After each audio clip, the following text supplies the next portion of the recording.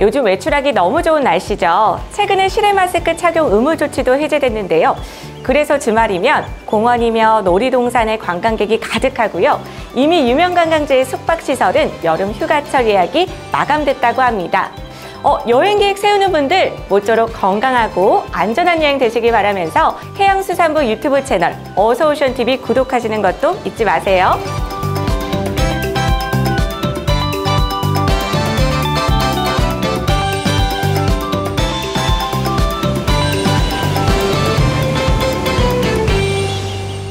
바다보다 첫 번째 소식은 퀴즈로 시작해 볼게요. 얼음을 가리며 달리는 배, 얼음길의 개척자라 불리는 이것은 무엇일까요? 뭐라고요? 맞습니다. 세빙선.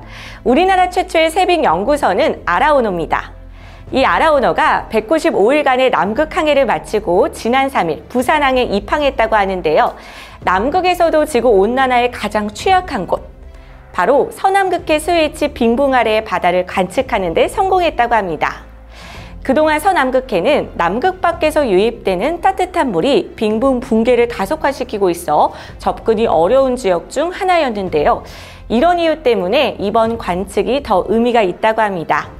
이뿐 아니라 세계 최대 해양보호구역인 남극 로스의 해양보호구역에서 펭귄과 물범을 비롯한 주요 해양생물들의 생태를 조사했는데요. 이번 조사 결과는 해양생태계의 건강성을 평가하는 데 활용될 예정이라고 합니다. 그리고 또 하나 중요한 사실. 아라오노 연구팀이 지난 1월에 폭발한 통가왕국의 화산 폭발 현장을 찾아 현장 탐사를 했습니다. 대형 조사선과 탐사팀이 통가 화산 폭발 현장을 직접 찾은 것은 우리나라 연구팀이 처음이라고 하는데요. 해양수산부는 이번 현장 조사가 화산 폭발의 원인 등을 규명하는 데 핵심적인 역할을 할 수 있을 것으로 기대하고 있습니다. 지구에서 가장 뜨거운 것과 차가운 것을 누비고 온 아라오노와 연구팀 모두 고생 많으셨습니다. 돌아와요 부산항에.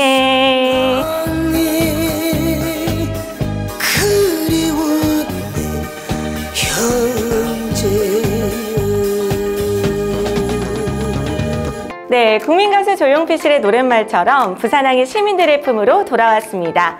해양수산부는 지난 2008년부터 부산항 북항 재개발 사업을 추진해 왔는데요. 지난해 12월 문화공원 부지 26,000제곱미터를 개방했고 지난 4일 부산항 북항 공공시설을 개방했습니다. 이번에 개방한 주요 시설은 원도심과 연결되는 폭 60m 규모의 보행교, 축구장 면적의 16.8배 규모의 근린공원, 그리고 바다와 연결되어 부산항을 한눈에 볼 수 있는 약 1.3km 경관수로가 있습니다. 또한 유채꽃과 국화 등이 피어있는 도심 야생화 단지도 함께 개방했는데요. 여러분은 어떤 시설이 가장 마음에 드세요?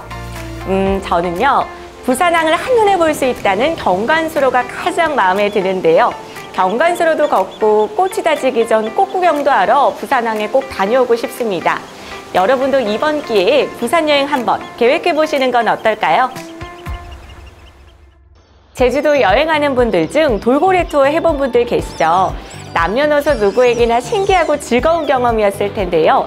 그런데 이 관광 선박이 돌고래의 안전과 서식지 보호에 위협이 될 수 있다는 문제가 계속됐습니다. 남방큰 돌고래에게 지나치게 가깝게 접근하거나 이동 경로를 막는 등의 이유 때문인데요. 이를 해결하고자 해양수산부에서는 지난해 선박관광 업체들과 간담회를 개최하고 시민단체와 전문가 의견을 반영해 남방큰 돌고래 관찰 가이드를 보완 개정했습니다. 그 내용을 살펴보면 돌고래 관찰은 1시간 이내에 끝내야 하고 무리에 새끼 돌고래가 있다면 특히나 주의해야 한다는 겁니다. 또한 돌고래 무리 주변에서는요, 항상 선박의 속력을 천천히 줄여야 하고 돌고래를 둘러싸거나 이동 경로를 막지 말아야 한다는 내용입니다.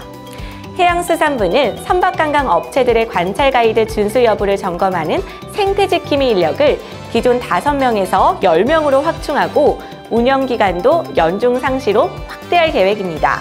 관찰 가이드가 잘 지켜져 우리 바다에서 오랫동안 남방큰 돌고래를 볼 수 있기를 기대합니다.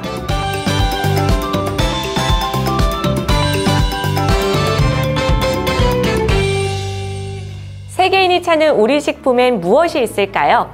우리나라 농수산식품 수출 1위를 차지한 효자식품, 바로 바다의 반도체라고 불리는 김입니다.